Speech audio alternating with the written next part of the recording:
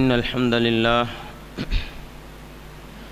نحمده ونستعينه ونستغفره ونعوذ بالله من شرور أنفسنا ومن سيئات أعمالنا من يهده الله فلا مضل له ومن يضلل فلا هادي له وأشهد أن لا إله إلا الله وحده لا شريك له وأشهد أن محمدًا عبده ورسوله يا أيها الذين آمنوا اتقوا الله حق تقاته ولا تموتن إلا وأنتم مسلمون يا أيها الناس اتقوا ربكم الذي خلقكم من نفس واحدة وخلق منها زوجها وبث منهما رجالا كثيرا ونساء واتقوا الله الذي تساءلون به والأرحام إن الله كان عليكم رقيبا يا أيها الذين آمنوا اتقوا الله وقولوا قولا سديدا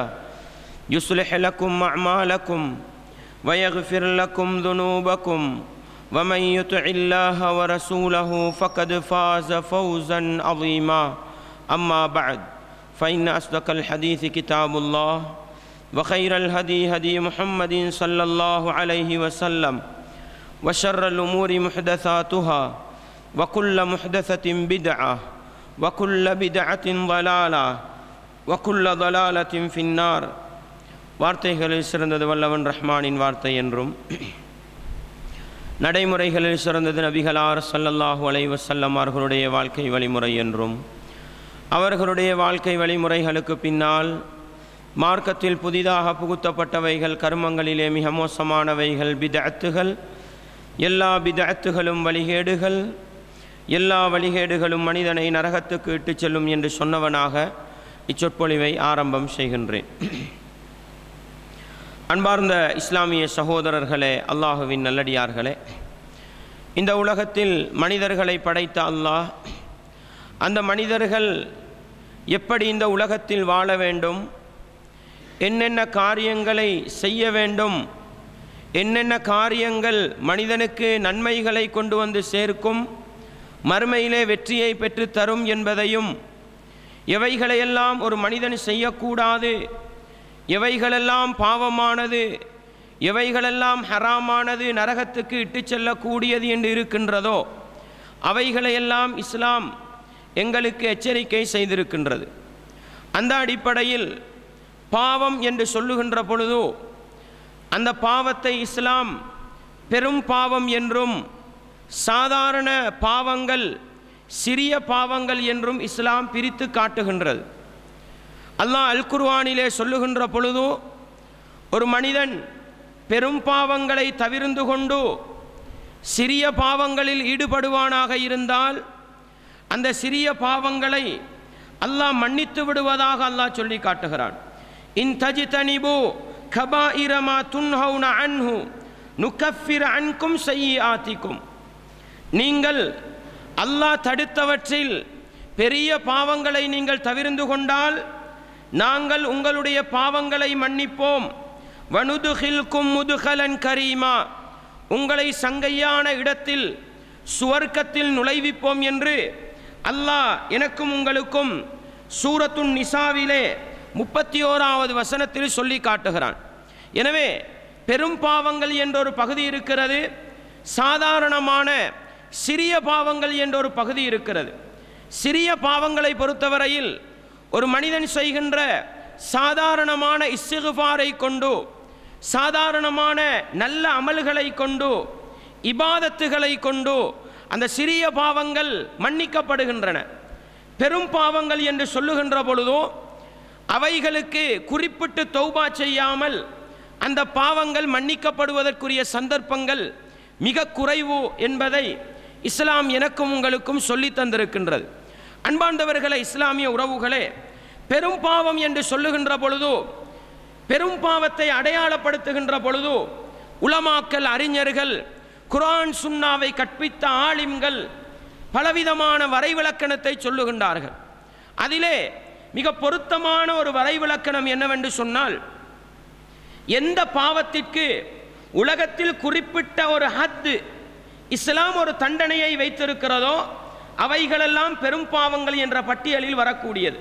உதாரணமாக, களவெடுத்தவருடைய கைவெட்டப்பட வேண்டும், விபச்சாரம் செய்தவருக்கு ஹத்தடிக்கப்பட வேண்டும், கொலை செய்தவர் கொலை செய்யப்பட வேண்டும். இப்படி உலகத்தில் எதற்கெல்லாம் இஸ்லாம் ஹத்து என்று சொல்லப்படுகின்ற ஒரு குற்ற தண்டனையை வைத்திருக்கின்றதோ அவைகளெல்லாம் பெரும் பாவங்கள் பட்டியலில் வரக்கூடியது. அதே போன்று ஒரு பாவத்திற்கு நேரடியாக நரகத்தை கொண்டு எச்சரிக்கை வந்திருக்கிறது, அல்லது கபரிலே தண்டனை இருக்கிறது என்று வந்திருக்கிறது என்றால் அந்த பாவங்களும் பெரும் பாவங்கள் பட்டியலில் வரக்கூடியது. அதே போன்றுதான் ஒரு சில பாவங்களை இஸ்லாம் அடையாளப்படுத்துகின்ற நேரம் இவைகளை செய்கின்ற பொழுது உங்களுடைய ஈமான் பறிபட்டு போய்விடும் என்று எச்சரிக்கை செய்யும். எந்த காரியங்களை செய்தால் ஈமானை இழக்க வேண்டி வரும் என்று இஸ்லாம் சொல்கிறதோ அவைகளெல்லாம் பெரும் பாவங்கள் பட்டியலில் வரக்கூடியது. அதே போன்று ஒரு சில பாவங்களை இஸ்லாம் சொல்லி இவைகளை ஒரு மனிதன் செய்துவிட்டால் அல்லாஹ்வுடைய பொறுப்பிலிருந்து அவன் நீங்குகிறான், இப்படி ஒரு காரியத்தை செய்துவிட்டால் நபிகளாருடைய வட்டாரத்தில் இருந்து அவன் வெளியேறுகிறான் என்று எச்சரிக்கை செய்யப்பட்டிருக்கும். இவைகளும் பெரும் பாவங்கள் பட்டியலில் வரக்கூடியது. அதே போன்று ஒரு சில பாவங்களை இஸ்லாம் எச்சரிக்கை செய்கிற நேரம் இந்த பாவங்களை செய்தால் அல்லாஹ்வுடைய கோபம் இறங்கும், அல்லாஹ்வுடைய சாபம் ஏற்படும் என்று வந்திருக்கும். அப்படி வந்திருந்தால் அவைகளும் பெரும் பாவங்கள் பட்டியலில் வரக்கூடியது. அன்பார்ந்தவர்களே, இன்றைக்கு நாங்கள் படிக்கவிருப்பது அல்லாஹ்வுடைய சாபத்தை கொண்டு வந்து சேர்க்கக்கூடிய, அல்லாஹ்வுடைய கோபத்தை கொண்டு வந்து சேர்க்கக்கூடிய இஸ்லாம் அடையாளப்படுத்திய அந்த பாவங்களைத்தான் நானும் நீங்களும் பார்க்கவிருக்கிறோம். பெரும் பாவங்கள் பட்டியலில் இது மிக பிரதானமான ஒன்றாக இருக்கிறது. எது? எந்த காரியங்களை எல்லாம் செய்தால் அல்லாஹ்வுடைய சாபம் இருக்கிறது என்று ரசூலுல்லாஹ் எச்சரிக்கை செய்தார்களோ அப்படிப்பட்ட பாவங்கள். குறிப்பிட்ட நேரத்துக்குள் ஒரு சில விடயங்களை நானும் நீங்களும் படிக்கவிருக்கின்றோம். அன்பார்ந்தவர்களே, இஸ்லாமிய உறவுகளே, அல்லாஹ் அல் குர்ஆனிலே சொல்லுகின்ற பொழுது சாபத்துக்குரிய காரியங்களில் பிரதானமாக அல்லாஹ் சொல்லக்கூடிய ஒன்றுதான் இன்னல்லதீன யக்துமூன மா அன்ஸல்னா மினல் பய்யினாத்தி வல் ஹுதா மின் பஅதி மா பய்யன்னாஹு லின்னாஸி ஃபில் கிதாப். அல்லாஹ் சொல்கிறான், அல்லாஹ் அவனுடைய வேதத்தில் தெளிவானவற்றை இறக்கி வைத்திருக்கிறான். நேர்வழி காட்டக்கூடிய விடயங்களை மனிதர்களுக்கு தெளிவாகவே இறக்கி வைத்திருக்கிறான். அவைகளை இறக்கி வைத்த பிறகு யாரெல்லாம் அவைகளை மறைப்பார்களோ, அல்லாஹ் அவனுடைய வேதத்தில் எவைகளை தெளிவாக சொல்லியிருக்கிறானோ, எவைகளை நேர்வழியாக காட்டி தந்திருக்கிறானோ, எவைகளை மக்களுக்கு தெளிவுபடுத்தி இருக்கிறானோ, அந்த தெளிவான விடயங்கள் இருக்கும் பொழுதோ யாரெல்லாம் அவைகளை மக்களுக்கு சொல்லிக் கொடுக்காமல் மறைப்பார்களோ உலாயிக யல்அனுஹுமுல்லாஹ், அப்படிப்பட்டவர்களை அல்லாஹ் சபிக்கிறான். வயல்அனுஹுமுல் லாயினூன், யாரெல்லாம் பதுவா செய்வார்களோ அவர்களும் அவர்களை சபிக்கிறார்கள் என்று பிரதானமான ஒரு கூட்டத்தை, அல்லாஹ்வுடைய சாபத்துக்குரிய ஒரு கூட்டத்தை அல்லாஹ் அடையாளப்படுத்துகிறான். இவர்கள் யார்? அல்லாஹ்வுடைய வேதத்தில் வந்த தெளிவான விடயங்கள் இருக்க, ரசூலுல்லாஹ்வுடைய சுன்னாவில் வந்த தெளிவான விடயங்கள் இருக்க, இந்த தெளிவான விடயங்களை பேசாமல் மறைக்கக்கூடியவர்கள், அல்லாஹ்வுடைய சாபத்துக்குரியவர்கள் என்று அல்லாஹ் எச்சரிக்கை செய்கிறார். அன்பாண்டவர்களே, இஸ்லாமிய உறவுகளே, இன்றைக்கு சமூகத்தில் மிகப்பெரிய பிரச்சனைக்கு காரணம் என்ன தெரியுமா? முஸ்லிம்களுக்கு மத்தியில் ஏகப்பட்ட பிரச்சனைகள் இருக்கின்றன, மார்க்க பிரச்சனைகள் இருக்கின்றன, சமூக பிரச்சனைகள் இருக்கின்றன. இந்த பிரச்சனைகள் நிவர்த்தி செய்யப்படாமல் இந்த பிரச்சனைகள் விரிவடைந்து செல்வதற்கு என்ன காரணம் தெரியுமா? சமூகத்திலே உலமாக்கள் என்று சொல்லப்படுகின்ற, மார்க்கத்தை கற்றிருக்கின்ற, மார்க்கத்தை அறிந்து வைத்திருக்கின்ற ஆலிம்கள், உலமாக்கள் ஒரு சில விடயங்களை மக்களுக்கு தெளிவாக சொல்லாமல் இருப்பதுதான் எல்லா பிரச்சனைகளுக்கும் காரணம்.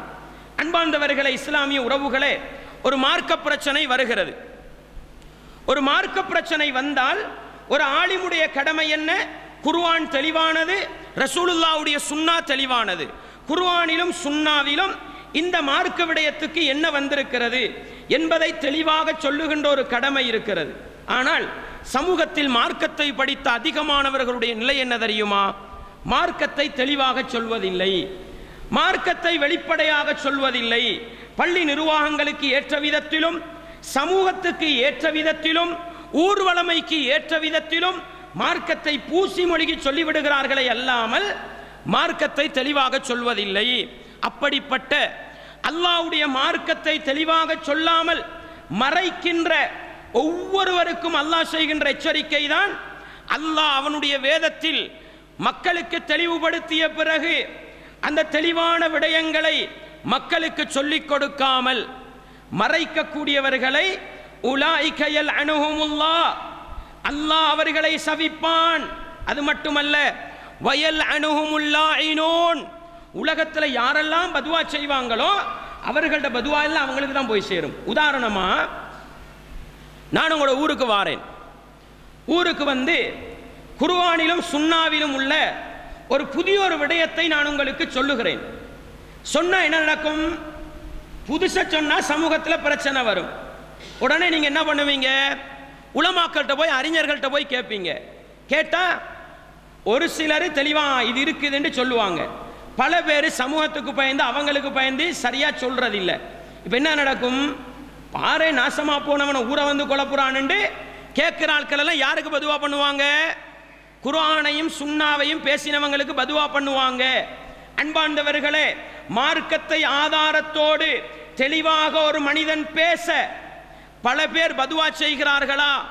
இந்த பதுவாவெல்லாம் மார்க்கத்தை பேசினவனுக்கு போய் சேருமா? ஒரு நாளும் போய் சேராது. யாருக்கு போய் சேரும் தெரியுமா?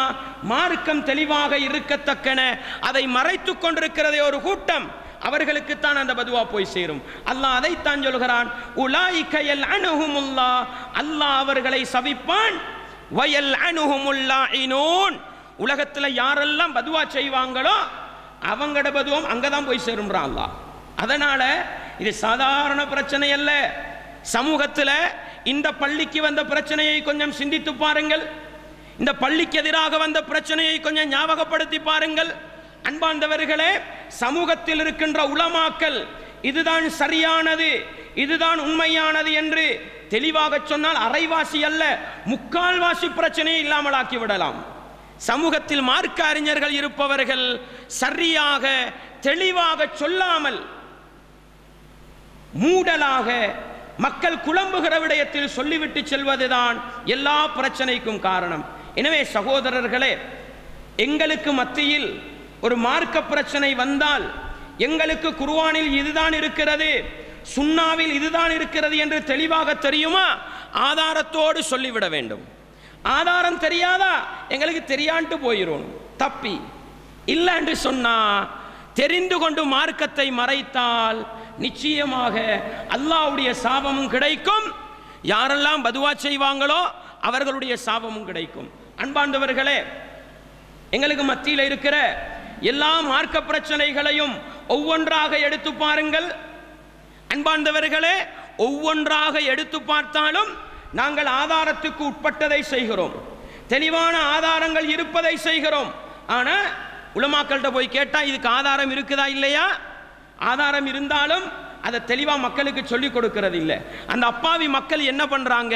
நம்பி சென்ற உலமாக்களை நம்பி அவங்க ஒரு வழியில் போயிடுறாங்க. அதனால் சத்தியத்தை மறுத்துட்டு போயிடுறாங்க.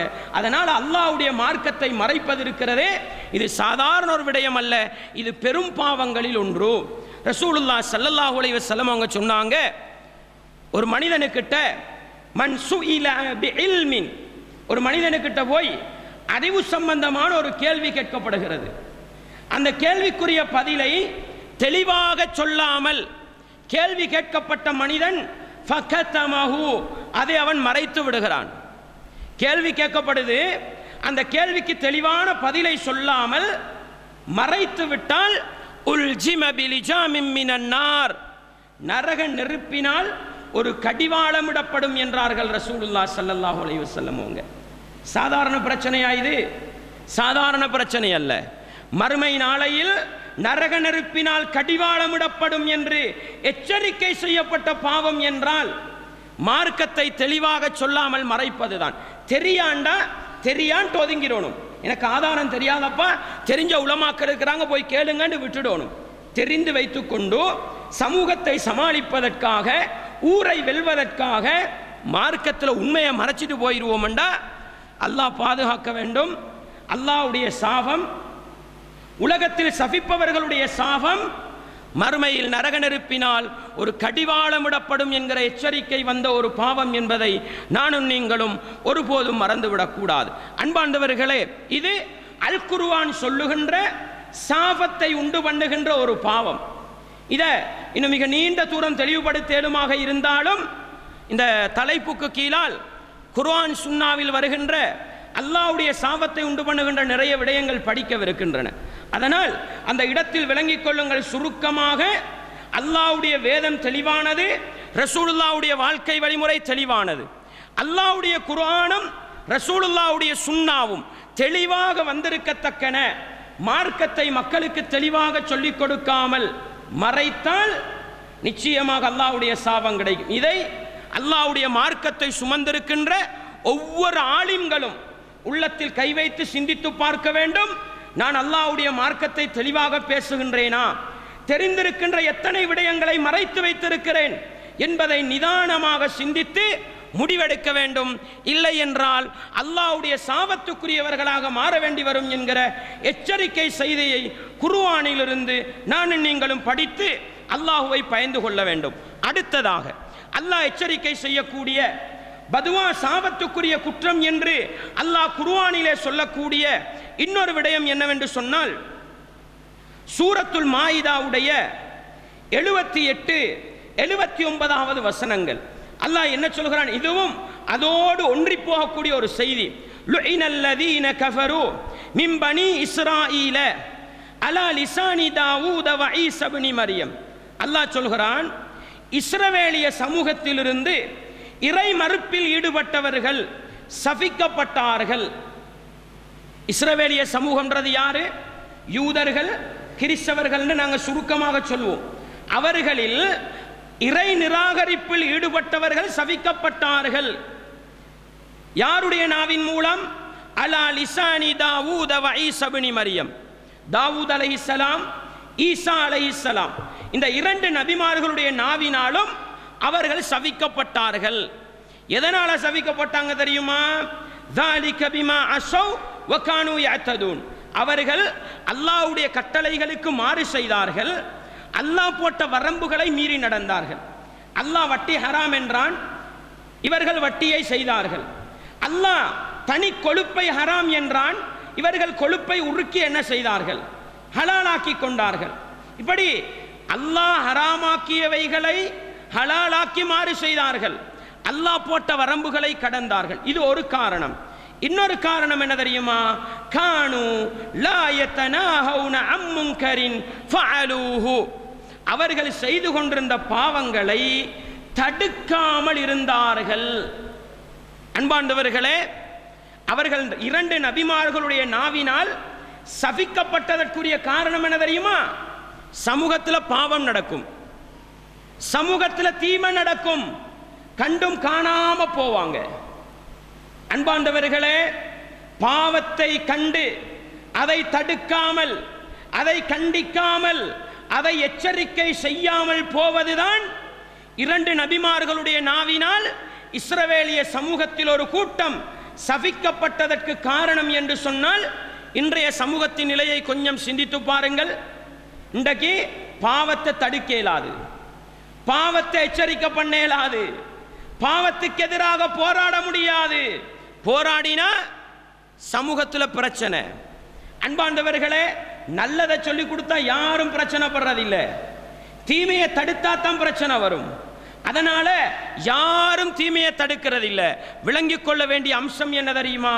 இஸ்ரவேலிய சமூகத்தில் ஒரு கூட்டம் சபிக்கப்பட்டது என்று சொன்னால் அதற்குரிய காரணம் தீமைகளை கண்டும் காணாமல் போவதுதான். இப்ப கொஞ்சம் எங்களை நாங்கள் சிந்திச்சு பார்ப்போமே, எங்களோட நடவடிக்கை எப்படி இருக்குது? பாவங்களை கண்டுகொள்கிறோமா? கண் முன்னால் சிறுக்கு நடக்கிறது, முஸ்லீம்கள் இணை வைப்பில் ஈடுபடுகிறார்கள், எச்சரிக்கை செய்கிறோமா? அதை தடுக்க முயற்சி பண்ணுகிறோமா? பள்ளிக்குள் மார்க்கத்துக்கு முரணான காரியம் நடக்கிறது, மிம்பர் மேடை கிடைத்தும் பேசுகின்ற அளவுக்கு சக்தி இல்லை. அதை கண்டிக்கின்ற சக்தி இல்லை, அதை எச்சரிக்கை செய்யாமல் போய்விடுகிறோம். குறைந்தபட்சம் பாவமான காரியம் நடக்கிற நேரம் எங்களால் கையால தடுக்கவும் சக்தி இல்லை, நாவால தடுக்கவும் சக்தி இல்லை, உள்ளத்தால வெறுத்தொதுங்கியாவது போறோமா? இல்லை. நீங்க செய்யறத செய்யுங்க வாப்பா, நாங்க சும்மா உட்கார்ந்து இருக்கிறோம். அன்பார்ந்தவர்களே, பாவங்களை கண்டும் காணாமல் போவதுதான் இரண்டு நபிமார்களுடைய நாவினால் ஒரு சமூகத்தை சாபத்துக்குள்ளாக்கிய விடயம் என்று சொன்னால் நானும் நீங்களும் எவ்வளவு கவனமாக இருக்க வேண்டும். அல்லாஹ்வுடைய மாளிகைக்குள் மார்க்கத்துக்கு முரணான விதத்தான காரியம் நடக்கிறது, ஷிர்கான காரியம் நடக்கிறது. அது மௌலிதுகள் படிப்பதாக இருக்கலாம், மீலாதுகள் கொண்டாடுவதாக இருக்கலாம், கந்தூரி கொடுப்பதாக இருக்கலாம், இன்ன பிற மார்க்கத்துக்கு முரணான காரியங்களாக இருக்கலாம். அன்பார்ந்தவர்களே, தவறு என்று சொல்கிறார்கள், பிழை என்று சொல்கிறார்கள், சமூகத்திலே செல்வாக்கோடு இருக்கிறார்கள், ஆனா முன்னுக்கு வந்து பேச தயார் இல்லை, முன்னுக்கு வந்து இது பிழை என்று சொல்ல தயார் இல்லை. அன்பாண்டவர்களே, தவறுதான், என்னதான் செய்யன்ட்டு என்ன செய்யறாங்க, சும்மா போறாங்கண்டா இதுதான் ஒரு சமூகத்துக்கு இரண்டு நபிமார்களுடைய சாபத்தை கொண்டு வந்த ஒரு செயல் என்பதை நானும் நீங்களும் மறந்துவிடக் கூடாது. பாருங்க, அல்லாஹ் அல் குர்ஆனில் ரசூலுல்லாஹ்வுடைய உம்மத்தவர்களுக்கு இரண்டு கடமையை கொடுத்திருக்கிறான். என்ன? குன்தும் கைர உம்மத்தின் உஹ்ரிஜத் லின்னாஸ், மனித சமூகத்துக்கு அனுப்பப்பட்ட சமுதாயங்களில் நீங்கள் தான் சிறந்த சமுதாயம். யாரு? எங்களை பார்த்து தான் அல்லாஹ் சொல்றான். ரசூலுல்லாஹ்வுடைய உம்மத்தாகிய எங்களை பார்த்து அல்லாஹ் சொல்கிறான், நீங்கள் தான் சிறந்த சமுதாயம். எதனால? தஅமுரூன பில் மஅரூஃப், நல்லதை எடுத்து சொல்கிறீர்கள், வ தன்ஹவுன அனில் முன்கர், தீமையை தடுக்கிறீர்கள். அதனால தான் நீங்கள் சிறந்த சமுதாயம் என்று அல்லாஹ் சொல்கிறான். அன்பார்ந்தவர்களே, இரண்டு கடமை என்ன? நன்மையை ஏவுதல், தீமையை தடுத்தல். இன்னைக்கு என்ன நிலைமை சகோதரர்களே? ஒரு சிலர் அடிப்படையே வச்சிருக்கிறாங்க, தீமையை தடுக்க கூடாது, வெளிச்சம் வந்தா இருட்டு போயிரும், நன்மையை சொல்லிக் கொடுப்போம், தீமை தானா போகும் சொல்றாங்க. அல்லாஹ் சொல்கிறான், ரசூலுல்லாஹ்வுடைய உம்மத்து நீங்கள் சிறந்த சமுதாயம், நன்மையை ஏவ வேண்டும், தீமையை தடுக்க வேண்டும். அன்பாண்டவர்களே, நன்மையை சொல்லிக் கொடுக்கிற மாதிரி தீமை கண்ணெதிரே நடக்கிறதா, இது பிழை என்று எச்சரிக்கை செய்ய வேண்டும், இது ஹராம் என்று எச்சரிக்கை செய்ய வேண்டும், இது ஷிர்க் என்று எச்சரிக்கை செய்ய வேண்டும், இது நரகத்துக்கு இட்டு செல்லும் என்று எச்சரிக்கை செய்ய வேண்டும். சும்மா உங்கள்கிட்ட சொல்றேன் சகோதரர்களே, பாடசாலையில் ஒரு நிகழ்ச்சி நடக்குது, பாடசாலையில் ஒரு நிகழ்ச்சி நடக்குது. என்ன நிகழ்ச்சி? மியூசிக் போட்டுக்கொண்டு வயசுக்கு வந்த பெண்களை ஆட வைத்துக் கொண்டு மார்க்கத்துக்கு முரணான காரியங்களோடு ஒரு நிகழ்ச்சி நடக்கிறது. எங்கட புள்ள குட்டியும் படிக்கத்தான் செய்யறாங்க. அன்பார்ந்தவர்களே, எத்தனை பேருக்கு ஈமான் உசும்புகிறது, எத்தனை பேருக்கு இதை தடுக்க வேண்டும் அல்லது பிள்ளை குட்டிகளை அழைத்துக் கொண்டு வீடு போய் சேர வேண்டும் என்கிற மனநிலை வருகிறது. என்னதான் செய்ய, ஸ்கூல்டா இப்படித்தான் அப்படின்னு போறோமா இல்லையா, சமாளிச்சுட்டு போறோமா இல்லையா, தவற கண்டுகொள்றதை இல்லைங்க.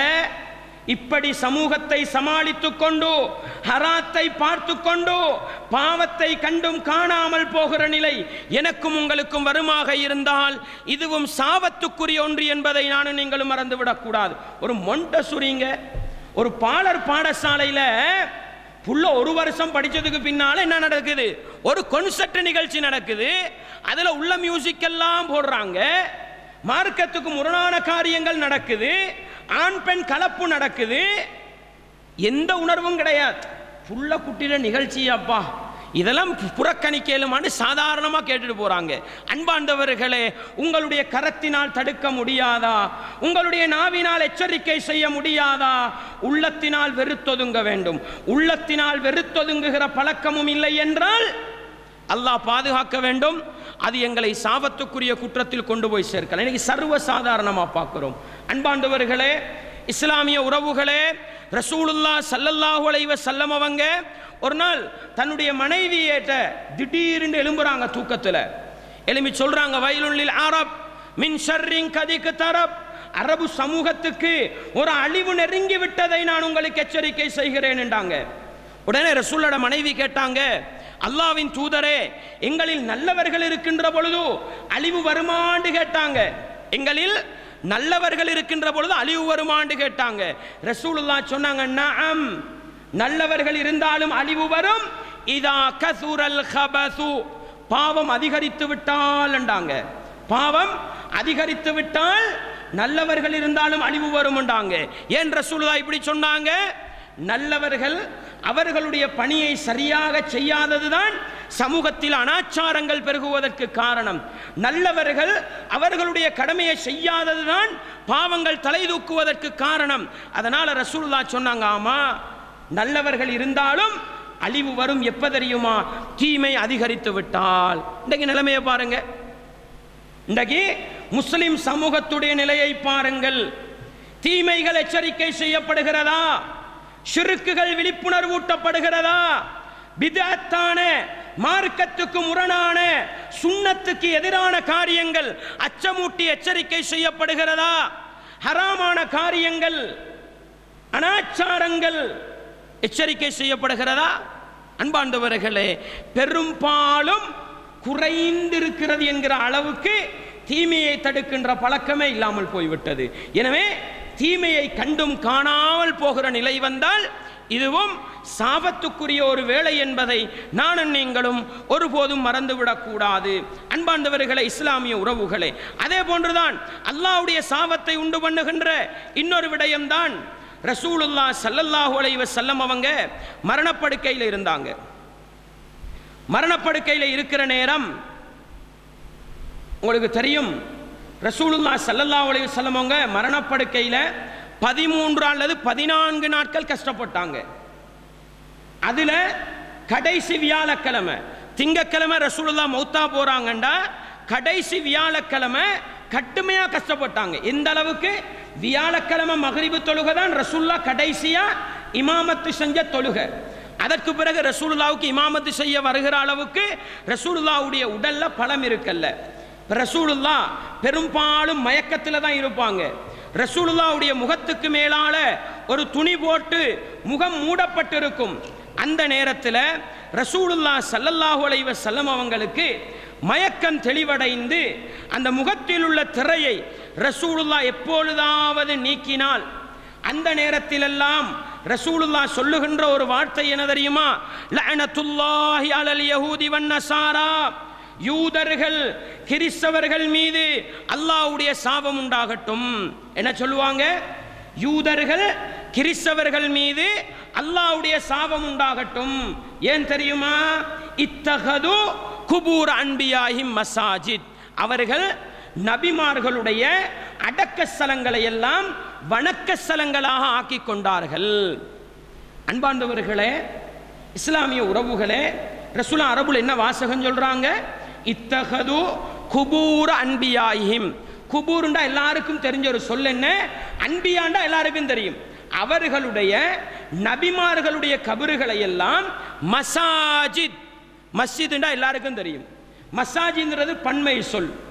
அவர்களுடைய அடக்க ஸ்தலங்களை எல்லாம் மஸ்ஜிதுகளாக ஆக்கிக் கொள்வார்கள் என்றால் வணக்கம் செய்கிற இடங்களாக ஆக்கிக் கொள்வார்கள் என்று ரசூலுல்லாஹ் எச்சரிக்கை செய்தார்களே. அன்பாண்டவர்களே, இன்றைக்கு முஸ்லிம் சமூகத்தில் இன்று வரைக்கும் விடுபடாத ஒரு பெரிய பாவம் என்ன?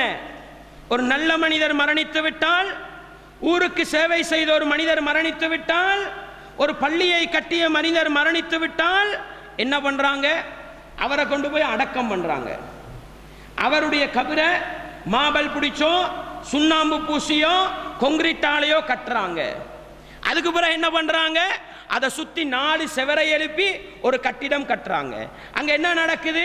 பச்சை புடவையால பூத்தோணுமா, சாம்பிராணி பிடிக்கணுமா, மிளகுத்திரி பத்த வைக்கணுமா, பத்தி பத்த வைக்கணுமா, சந்தனக்கூறு, யாசீன் ஓதணுமா, துஆ கேட்கணுமா, எல்லாம் அங்க நடக்குது. ரசூலுல்லாஹ் என்ன சொன்னாங்க? அந்த யூதர்கள் நபிமார்களுடைய கபறுகளை மஸ்ஜிதுகளாக ஆக்கிக் கொண்டார்கள். அதனால் அவர்கள் சபிக்கப்பட்டார்கள். அல்லாஹ்வுடைய சாபம் அவர்களுக்கு உண்டாகட்டும் என்று ரசூலுல்லாஹ் ஸல்லல்லாஹு அலைஹி வஸல்லம் அவர்கள் எச்சரிக்கை செய்தார்கள் என்று சொன்னால், அன்பாண்டவர்களே, இஸ்லாமிய உறவுகளே, இன்றைக்கு சமூகத்துடைய நிலை என்ன? கொஞ்சம் சிந்தித்து பாருங்கள். இன்று வரை எந்த அளவுக்குண்டா இப்னு உமர் ரதியல்லாஹு அன்ஹு அவங்க சொல்றாங்க, அல்லாஹ்வுடைய தூதர் கபறு கட்டுவதை தடுத்தார்கள். கபறுகளுக்கு மேலால் கட்டுவதை தடுத்தார்கள். கபறுகளுக்கு முலாம் பூசுவதை, சுண்ணாம்பு பூசுவதை தடுத்தார்கள். கபறுகளுக்கு மேலால் எழுதுவதை தடுத்தார்கள். இவ்வளவு தெளிவாக ரசூலுல்லாஹ் கபறு சம்பந்தமாக தடுத்த விடயங்கள் வந்திருக்கின்றன. ஆனாலும் சமூகத்தில் அதை பற்றி எந்த சிந்தனையும் இல்லை. இன்றைக்கு சகோதரர்களே, இலங்கையில் நாலா பகுதிகளுக்கு போனாலும் தனி மனிதர்களுக்கு கபறுகள் கட்டப்பட்டு அங்கே ஏகப்பட்ட வணக்கங்கள் செய்யப்படுகின்றன. ரசூலுல்லாஹ் இதைத்தான் சாபத்துக்குரிய ஒரு பாவமாக சொன்னார்கள். ஒரு தடவை அல்ல, பல தடவை செய்தார்கள். ஆயிஷா ரலியல்லாஹு அன்ஹா நபிகளார் ஸல்லல்லாஹு அலைஹி வஸல்லம் அவர்கள் மரணித்த பிறகு எங்க அடக்கம் செய்யணும்ன்ற ஒரு பிரச்சனை வந்தது. ரசூலுல்லாஹ் எங்க அடக்கம் பண்ணினாங்க? ஆயிஷா நாயகியோட வீட்டுக்கு தான் அடக்கம் செஞ்சாங்க, மஸ்ஜிதுக்குள்ள அல்ல. ஆயிஷா நாயகியோட வீட்டுக்குள் அடக்கம் செய்தார்கள். ஏன் அப்படி அடக்கம் செய்தார்கள் என்று சொல்லுகின்ற பொழுது ஆயிஷா நாயகி சொன்னாங்க, ரசூலுல்லாஹ் மரணப்படுக்கையில் இருந்து கொண்டு யூதர்களை சபித்துக் கொண்டே இருந்தார்கள். ஏன்? அவர்கள் நபிமார்களுடைய கபறுகளை வணக்க ஸ்தலங்களாக மாற்றினார்கள். லௌலா தாலிக, அந்த அச்சம் இல்லை என்றிருந்தால் லஉபரிஸ கபருஹு, நபிகளாருடைய கபரும் பப்ளிக்கா வந்திருக்கும் சொன்னாங்க. ஏன் ஆயிஷா நாயிட வீட்டுல அடக்கினாங்க? பயம் இருந்துச்சு. ரசூலுல்லாஹ் பொதுமையவாடியில் அடக்கினாலோ வெளிப்படையா அடக்கினாலோ அதுக்கும் கபறு கட்டிடுவாங்க என்ற ஒரு அச்சம் இருந்துச்சு. அதனாலதான் ஆயிஷா நாயி சொன்னாங்க, அந்த பயம் இல்லை என்றிருந்தால் ரசூலுல்லாஹ் கபரும் வெளிப்படையா வந்திருக்கும்ண்டாங்க. அல்லாஹ்வுடைய தூதர் உயிரோடு வாழுகிற நேரம் என்ன சொன்னாங்க தெரியுமா? லா தத்தகிது லா தஜஅலு கபரி வஸனன் யுஅபத், என்னுடைய கபரை நீங்கள் வணங்கப்படுகின்ற சிலையாக ஆக்கி விடாதீர்கள் என்று சொன்னாங்க. என்னுடைய கபரை நீங்கள் விழா கொண்டாடுகிற இடமாக ஆக்கி கொள்ளாதீர்கள் என்று சொன்னாங்க ரசூலுல்லாஹ். இந்த அளவு எச்சரிக்கை பண்ணினாங்களே. இன்றைக்கு வருடா வருடம் கபறுகள் அலங்கரிக்கப்படுகின்றன. வருடா வருடம் கபரில் அடக்கம் செய்யப்பட்ட மனிதனுக்காக விழா கொண்டாடப்படுகின்றன. ரசூலுல்லாஹ் சொன்னாங்க, என்னுடைய கபரை வணங்கப்படுகின்ற சிலையாக ஆக்கிக் கொள்ளவும் வேண்டாம், விழா கொண்டாடப்படுகிற இடமாகவும் எடுத்துக்கொள்ள வேண்டாம் என்றாங்க. அன்பார்ந்தவர்களை, ஏன் தனி மனிதர்களுக்கு கபறுகள் கட்டப்பட்டு அந்த இடங்கள் வணங்கப்படுகிற இடங்களாக ஆக்கப்படுமாக இருந்தால் அது அல்லாஹ்வுடைய சாபத்தை கொண்டு வந்து சேர்க்கும். ஆனால் இன்று வரைக்கும் இந்த ஹதீஸ் எல்லாம் ஏற்றுக்கொள்ளப்படாத ஹதீஸுகள் அல்ல. புகாரில, முஸ்லிம்ல எல்லா ஜமாத்துகளாலையும் ஏற்றுக்கொள்ளப்பட்ட ஹதீஸ். ஆனா யாருமே கண்டுகொள்றதில்லை, யாருமே எச்சரிக்கை பண்றதில்லை, யாருமே இதை சிறுக்கென்று சொல்வதும் இல்லை. அன்பார்ந்தவர்களே, இஸ்லாமிய உறவுகளே, சுருக்கம் என்ன தெரியுமா?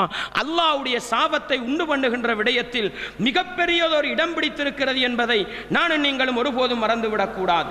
ரசூலுல்லாஹ் ஸல்லல்லாஹு அலைஹி வஸல்லம் காலத்தில் மக்காவுல இருந்து ஹபஷாவுக்கு ஹிஜ்ரத்து போனாங்க. ஹபஷான்றது என்ன? இன்னைக்கு சோமாலியா, எத்தியோப்பியான்னு சொல்லுவோம் நாங்க. நஜாஷி மன்னர் வாழ்ந்த ஏரியாவுக்கு சஹாபாக்கள் ஹிஜ்ரத்து போனாங்க. அதுல உம்மு ஹபீபா, உம்மு சலமா ரலியல்லாஹு அன்ஹா ரெண்டு பேரும் அங்க போயிட்டு வந்தவங்க.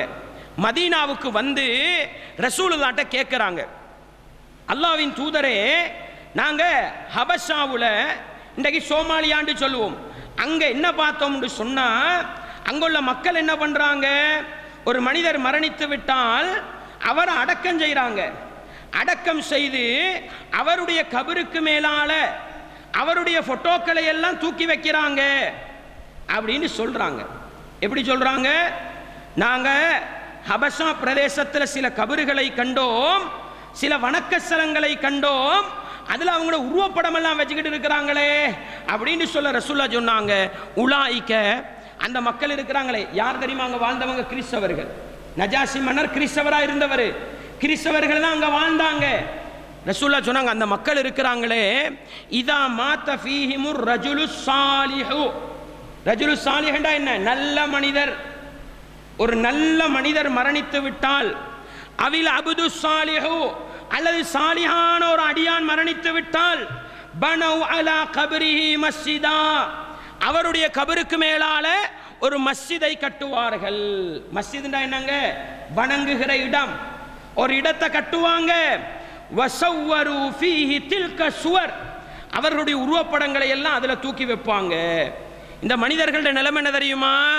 உலாயிக ஷிராருல் ஹல்கி இந்தல்லாஹி யௌமல் கியாமா, கியாமத்து நாளையில அல்லாஹ்விடத்தில் படைப்பினங்களில் மிக மோசமானவர்கள் ரசூல் எச்சரிக்கை பண்ணினாங்க. யாருக்கு? கெட்ட மனிதர்களுக்கு கபறு கட்டுறவங்க அல்ல, நல்ல மனிதர்கள்ட கபரை கட்டி அதுக்கு மேலான ஒரு மஸ்ஜிதை கட்டி அதுல போட்டோக்களை தொங்க வைப்பாங்க. இவர்கள் தான் மறுமை நாளையில அல்லாஹ்வுடைய படைப்பினங்கள்ல மிக மோசமானவங்க ரசூலுல்லாஹ் எச்சரிக்கை பண்ணினாங்க. கொஞ்சம் சிந்திச்சு பாருங்க. ஸ்ரீலங்கால எந்த பழைய ஊருக்கு போனாலும் அங்க என்ன பார்க்கலாம்? ஜியாரம்னு சொல்லி, தர்கான்னு சொல்லி தனி மனிதர்களுக்காக கட்டப்பட்ட கபறுகளையும் காணலாம்.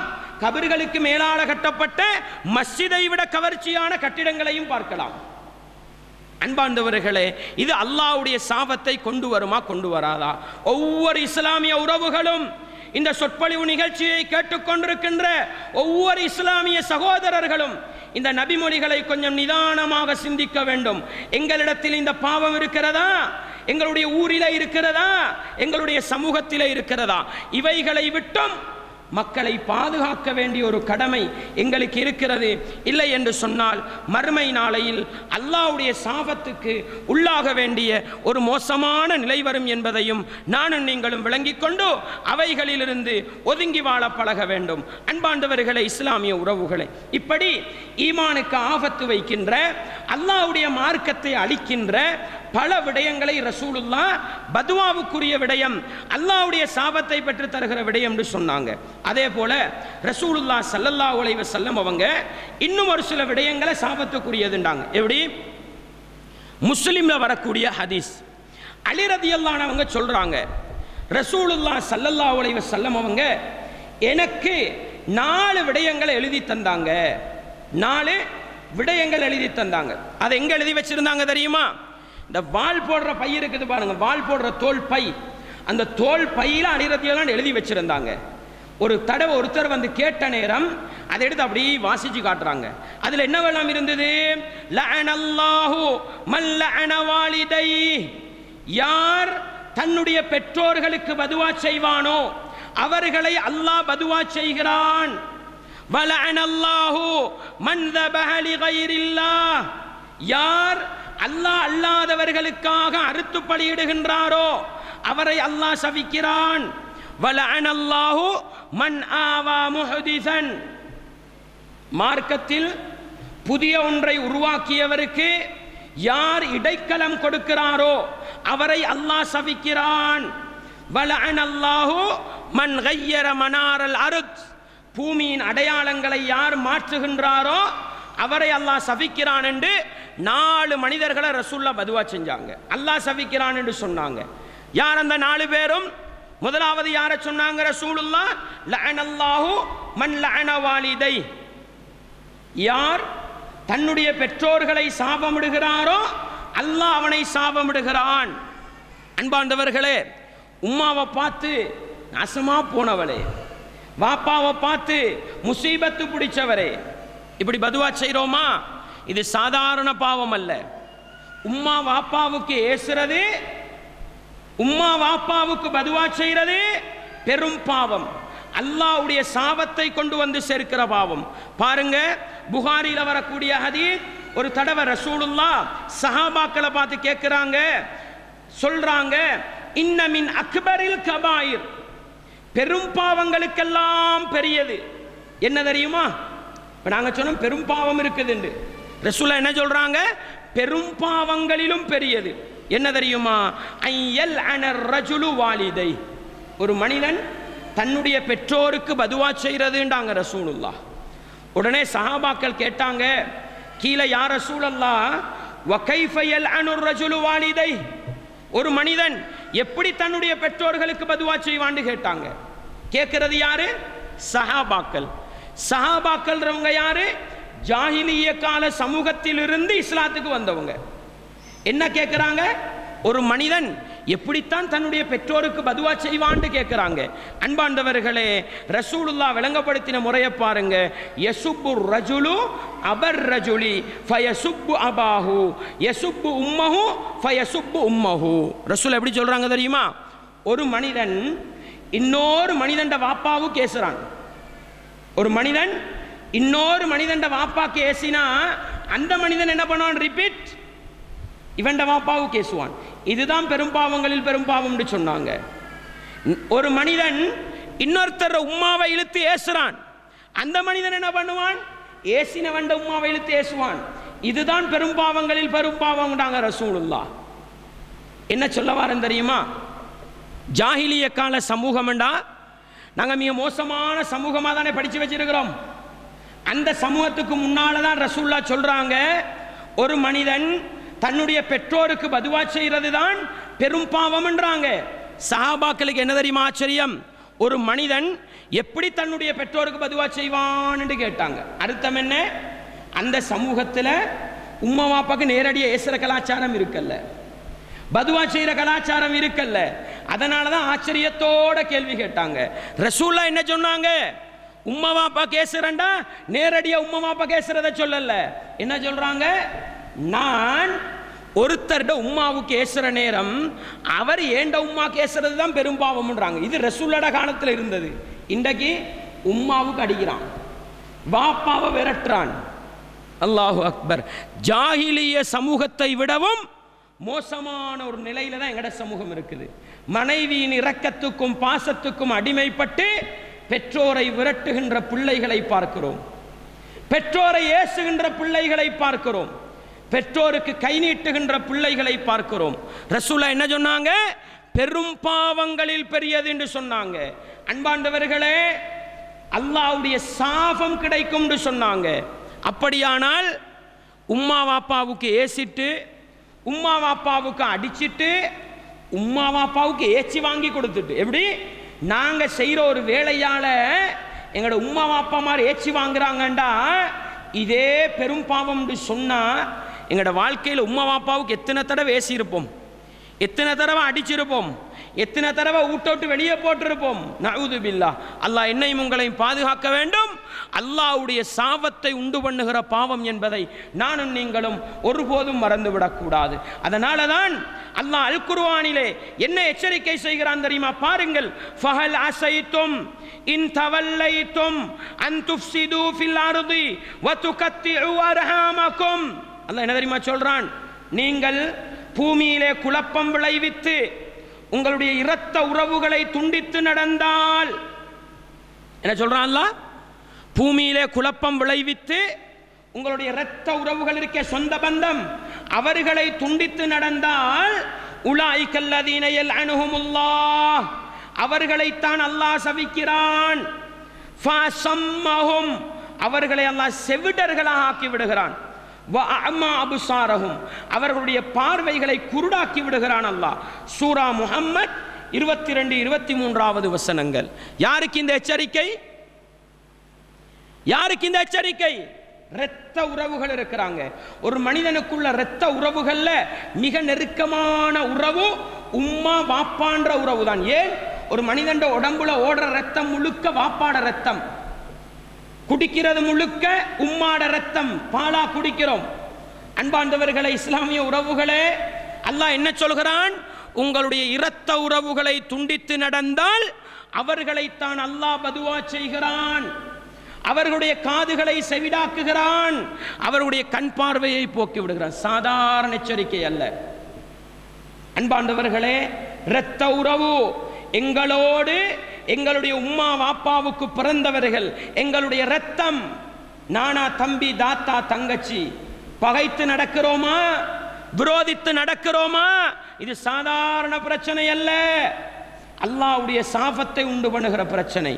எங்களுடைய இரத்த உறவு எங்களுடைய வாப்பாவின் நானா தம்பி, வாப்பாவுடைய தாத்தா தங்கச்சி, சாச்சா பெரியப்பாண்டுவோம், மாமா மாமி என்று சொல்லுவோம், தாயுடைய தாத்தா தங்கச்சி சாட்சி பெரியம்மாண்டுவோம், அவர்களுடைய நானா தம்பி மாமா மாமி என்று சொல்லுவோம். அன்பாண்டவர்களே, இஸ்லாமிய உறவுகளே, கொஞ்சம் சிந்தித்து பாருங்கள். இரத்த உறவை பேணுறோமா? இரத்த உறவை மதிச்சு நடக்கிறோமா? அல்லாஹ் என்ன சொல்றான் தெரியுமா? நீங்கள் இந்த பூமியிலே குழப்பம் விளைவித்து உங்களுடைய இரத்த உறவுகளை துண்டித்து நடக்க ஆரம்பித்தால் உலாயிகல்லதீன லஅனஹுமுல்லாஹ், அவர்களைத்தான் அல்லாஹ் சாபமிடுகிறான். ஃபஅஸம்மஹும், அவர்களுடைய காதுகளை அல்லாஹ் குருடாக்குகிறானாம், அவருடைய கண் பார்வை அல்லாஹ் போக்குகிறானாம். என்ன அர்த்தம் சகோதரர்களே? இதுக்கு அடுத்த வசனத்தை கொஞ்சம் குர்ஆனை பிரட்டி ஓதுங்க. சூரா முஹம்மத் 24வது வசனத்தை ஓதுங்க. அல்லாஹ் கேட்கிறான், அஃபலா யததப்பரூனல் குர்ஆன், அவர்கள் இந்த அல் குர்ஆனை சிந்திக்க வேண்டாமா? அவர்களுடைய உள்ளங்களுக்கு பூட்டுகள் போடப்பட்டிருக்கான். அல்லாஹ் கேட்கிறான். எதுக்கு பின்னால? குடும்ப உறவை துண்டித்து நடப்பவன் அல்லாஹ்வுடைய சாபத்துக்குரியவன், அவனுடைய காது செவிடாக்கப்படுகிறது, கண் பார்வை போக்கப்படுகிறது என்று சொல்லிவிட்டுத்தான் அவர்கள் குர்ஆனை சிந்தித்து பார்க்க வேண்டாமா என்று அல்லாஹ் கேட்கிறான். அர்த்தம் என்ன சகோதரர்களே? இன்றைக்கு ஒரு அவர் பயான் அல்ல, 9 அவர் பயான் பண்ணினாலும் கேட்குதில்லை, அப்படிதானே? ஜும்மால பயான் பண்றாங்க குடும்ப உறவை பத்தி, இவர் அடுத்தவனை பார்த்து உனக்குத்தான் கேளுன்றாரு. இவர் நானாவோட பேசுறதில்லை, தாத்தாவோட பேசுறதில்லை. இவருக்கு பயான் ஏறல்ல. ராவா பயான் கேட்டாலும் விடிஞ்சு கேட்கிறார், மௌலவி என்ன பயான்டா சட்டப்படி என்ன சொன்னாரு அதுதான் தெரியாதுன்றான். அன்பாண்டவர்களே, பயான் காதுக்கு ஏறுறதில்லை, குர்ஆன் சுன்னா கண்ணுக்கு விளங்குறதில்லை. இந்த மிகப்பெரிய சாபக்கேட்டுக்கு காரணம் என்ன தெரியுமா? இரத்த உறவை பேணுவதில்லை, குடும்ப உறவை மதிப்பதில்லை, இரத்த உறவுகளை சேர்ந்து நடப்பதில்லை. அன்பாண்டவர்களே, உம்மா வாப்பாவுக்கு பதுவா செஞ்சாலும் சரி, இரத்த உறவு என்று இஸ்லாம் காட்டி தந்த அந்த இரத்த உறவுகளை விரோதித்து நடந்தாலோ பகைத்து நடந்தாலோ அல்லாஹ்வுடைய சாபம் கிடைக்கும் என்பது குர்ஆனுடைய எச்சரிக்கை என்பதை நானும் நீங்களும் மறந்துவிடக்கூடாது. எனவே சகோதரர்களே, எங்களோட வாழ்க்கையில இரத்த உறவுகளோடு பேசாம இருக்கிறோமா? உம்மா வாப்பாவோட கோபிச்சிருக்கிறோமா? அல்லாஹ்வுக்காக இந்த உறவோடு வாழாதீங்க. இரத்த உறவை பகைத்து வாழாதீர்கள். நானா தம்பியோட பேசாம இருக்கிறீங்களா? சாச்சா பெரியப்பாவோட பேசாம இருக்கிறீங்களா? மாமா மாமியோட கோபிச்சிருக்கிறீங்களா? ரசூலுல்லாஹ் சொன்னாங்க, லா யதுகுலுல் ஜன்னத காத்திஉ ரஹிமின், குடும்ப உறவை துண்டித்து நடப்பவன் சுவர்க்கம் நுழைய மாட்டான்டாங்க. அல்லாஹ்ட சாபம் கிடைச்சா எங்கெங்க சுவர்க்கம் போறது? எங்க சுவர்க்கம் போறது? எனவே சகோதரர்களே, நானும் நீங்களும் உலகத்தில் என்ன தொழுதும் வேலை இல்லை, என்ன நோன்பு பிடிச்சும் வேலை இல்லை, என்ன ஹஜ்ஜி செஞ்சும் வேலை இல்லை, இரத்த உறவுகளை மதிக்க வேண்டிய விதத்தில் மதிக்கவில்லை என்றால் மறுமை நாளையில் நேரடியாக சுவனம் நுழைவது என்பது கேள்விக்குறியான ஒன்றாகிவிடும் என்பதை உள்ளத்திலே ஆழமாக நிறுத்திக் கொண்டு, அல்லாஹ்வுடைய சாபத்தை உண்டு பண்ணுகின்ற பெரும் பாவங்களில் ஒன்று பெற்றோர்களை பதுவா செய்வது, அந்த பெற்றோருடைய தொடரில் வருகின்ற இரத்த உறவுகளை துண்டித்து நடப்பது என்ற பாடத்தை படித்து அல்லாஹ்வுடைய சாபத்திலிருந்து நானும் நீங்களும் வெளிப்பட வேண்டுமா? இன்றே உள்ளங்களை சுத்தப்படுத்தி இரத்த உறவுகளை மதித்து நடக்கின்ற நல்ல மனிதர்களாக மாற வேண்டும் என்கிற பாடத்தை நானும் நீங்களும் படித்துக் கொள்ள வேண்டும். அடுத்ததாக அலி ரலியல்லாஹு அன்ஹு அவர்களுக்கு படித்து கொடுத்த 4 விடயங்களில் அடுத்தது என்ன சொன்னாங்க ரசூலுல்லாஹ்? லஅனல்லாஹு மன் தபஹ லிகைரில்லாஹ், அல்லாஹ் அல்லாதவர்களுக்காக அறுத்து பலியிடுவது என்று சொன்னாங்க ரசூலுல்லாஹ். அன்பாண்டவர்களே, யாருக்கு அல்லாஹ்வுடைய சாபம் கிடைக்கும்? அல்லாஹ் அல்லாதவர்களுக்காக அறுத்து பலியிடுவது. இங்க நல்லா விளங்கிக்க, ரசூலுல்லாஹ் அல்லாஹ் அல்லாதவர்களுடைய பெயர் சொல்லி அறுக்கப்படுவது என்று சொல்லல ரசூலுல்லாஹ். ரசூலுல்லாஹ் சொன்ன வார்த்தை என்ன? லஅனல்லாஹு மன் தபஹ லிகைரில்லாஹ், அல்லாஹ் அல்லாதவர்களுக்காக அறுப்பது. இன்னைக்கு என்ன நடக்குது சகோதரர்களே? ஒருத்தர் ஒரு ஆடு வளர்க்கிறாரு, ஒரு மாடு வளர்க்கிறாரு. ஒரு ஆடு முதலாவது குட்டி போட்டா உடனே என்ன பண்றாரு? இந்த பெரியாருடைய கந்தூரிக்கு இந்த மாடு என்ன பண்றாரு? அந்த கந்தூரிக்காக கொடுக்கிறாரு. இந்த ஆடு இந்த கபருடைய கந்தூரிக்கு கொடுக்கிறாரு. தெவட்டகா மரத்தடி பள்ளி இருக்குது கொழும்புல, போய் பாருங்க. எத்தனை சேவல்கள் கட்டப்பட்டிருக்குது, எத்தனை ஆடுகள் கட்டப்பட்டிருக்குது. ஏன் கேட்கிறேன். அல்லாவுக்கு கொடுக்கிற உனக்கு பிஸ்மில்லா சொல்லி அறுத்து நீ ஒரு பார்சல் எடுத்துக்கொண்டு ஏழைகளுக்கு பங்கு வச்சா முடிஞ்சது. அல்லாவுக்கு கொடுக்கிறத எப்பயும் கொடுக்கலாம். ஏன் ஒரு நல்லடியார் பிறந்த தினத்துக்கும் ஒரு நல்லடியார் மரணித்த தினத்துக்கும் ஒரு நல்லடியாருடைய கபருக்காக கொடுக்கப்படுகின்ற கந்தூரிக்கும் கொடுக்க வேண்டும். பிஸ்மில்லா சொல்லி அறுத்தாலும் அல்லாஹ் நோக்கத்தை தான் பார்ப்பான். அல்லாஹ் நோக்கத்தை தான் பார்ப்பான். ஒரு நபித்தோழர் வருகிறார், அல்லாஹ்வின் தூதரே, இந்த ஹதீஸை உள்ளத்தில் நல்லா பதிவு செஞ்சுக்கங்க. கந்தூரிகளுக்கும் கபறுகளுக்கும் நேர்ச்சை வைக்கின்ற, கந்தூரிகளுக்கு ஆடு மாடுகளை கொடுக்கின்ற மனிதர்கள் இந்த ஹதீஸை கொஞ்சம் நிதானமாக சிந்தித்து பாருங்கள். என்ன சொன்னாங்க ரசூலுல்லாஹ்? ஒரு நபித்தோழர் வருகிறார், அல்லாஹ்வின் தூதரே, புவானா என்ற இடத்தில் சில ஒட்டகங்களை அறுத்து பலியிடுவதற்கு நான் நேர்ச்சை வைத்திருக்கிறேன், அறுக்கலாமான்னு கேட்டாங்க. எங்க? புவானா என்ற இடத்துல அறுக்கலாமான்னு கேட்டாங்க. கேட்கிறது யாரு? ஒரு சஹாபி. சஹாபி எப்படி அறுப்பாரு? பிஸ்மில்லா சொல்லி தான் அறுப்பாரு. ரசூல்லா என்ன சொல்லியிருக்கணும்? அது பிரச்சனை இல்லை, அருங்கன்னு சொல்லிக்கணும். ரசூல்லா அப்படி சொல்லல. கேட்டாங்க அந்த சஹாபியை பார்த்து, அந்த இடத்துல ஏதாவது சிலைகள் இருக்குதான்னு கேட்டாங்க. அவர் சொன்னார், இல்ல அல்லாஹுவின் தூதரே. அந்த இடத்துல ஜாயிலிய கால விழாக்கள் கொண்டாடப்படுதான்னு கேட்டாங்க ரசூலுல்லாஹ். அவர் சொன்னார், இல்ல அல்லாஹுவின் தூதரே, அப்படியே அறுத்து பலியிடுங்கண்டாங்க. அர்த்தம் என்ன? நிதானமா சிந்திங்க இந்த ஹதீஸ. சிலைகள் உள்ள இடத்துல பிஸ்மில்லா சொல்லியும் அறுக்கப்படாது. ஜாயிலிய கால விழாக்கள் கொண்டாடப்படுகிற இடத்துல பிஸ்மில்லா சொல்லியும் அறுக்கப்படாது. அதனால தானே ரசூல் அந்த கேள்வியை கேட்டாங்க. அன்பாண்டவர்களே, இஸ்லாமிய உறவுகளே, இன்றைக்கு என்ன நடக்குது? ரபியுல் அவ்வல் மாதம் வந்தா ரசூலுல்லாவுக்குன்னு கொடுக்கறாங்க. பிஸ்மில்லா சொல்லி கொடுத்து வேலை இல்லை, பிஸ்மில்லா சொல்லி அறுத்து வேளையில. நோக்கம் என்ன? அல்லாஹ்வுக்காக கொடுப்பவனுக்கு 300 சச்சம் நாளும் உண்டு. ஆனா ரபியுல் அவ்வலுக்குன்னு 10 மாசம் வளர்க்குறீங்களே, பிறந்ததுல இருந்து வளர்க்குறீங்களே, கொளுத்த மாட்டை பார்த்து வாங்குறீங்களே, நோக்கம் என்ன? ரபியுல் ஆகிர் மாதம் வந்தா முஹியத்தீன் அப்துல் காதிர் ஜீலானிக்காக, ரஜபு மாதம் வந்தா ஷேக் தாவூதுக்காக. அன்பாண்டவர்களே, கொடுக்கிறது இல்லையா? யாருக்காக கொடுக்கிறோம்? ரசூலுல்லாஹ் சொன்ன வாசகம், லஅனல்லாஹு மன் ذبح لغيرில்லாஹ். அல்லாஹ் அல்லாதவர்களுக்காக அறுத்து பலியிடுபவனை அல்லாஹ் சபிக்கிறான்ண்டாங்க. எனவே இந்த பெரும் பாவங்களில் ஒன்று அல்லாஹ் அல்லாதவர்களுக்கு நேர்ச்சை செலுத்துவதும் அல்லாஹ் அல்லாதவர்களுக்காக குர்பானி கொடுப்பதும் அல்லாஹ்வுடைய சாபத்தை உண்டு பண்ணும் என்கிற அந்த எச்சரிக்கை செய்தியை புரிந்து கொண்டு அதிலிருந்து விடுபடுவதற்கு நானும் நீங்களும் முயற்சி செய்ய வேண்டும். அடுத்ததாக ரசூலுல்லாஹ் என்ன சொன்னாங்க? லஅனல்லாஹு மன் ஆவா முஹ்திஸன். முஹ்திஸன் என்றும் பதிவு செய்யப்பட்டிருக்குது, முஹ்தஸன் என்றும் பதிவு செய்யப்பட்டிருக்கு. முஹ்திஸன் என்று சொன்ன மார்க்கத்தில் ஒரு புதுசா உருவாக்கியவன். முஹ்தஸன் என்றா ஒரு புதிய செயல். மார்க்கத்தில் புதிதாக உருவாக்கப்பட்ட ஒன்றுக்கு ஒரு மனிதன் உள்ளத்தில் இடம் கொடுத்தால் பித்அத் என்று சொல்லுவோம் நாங்க.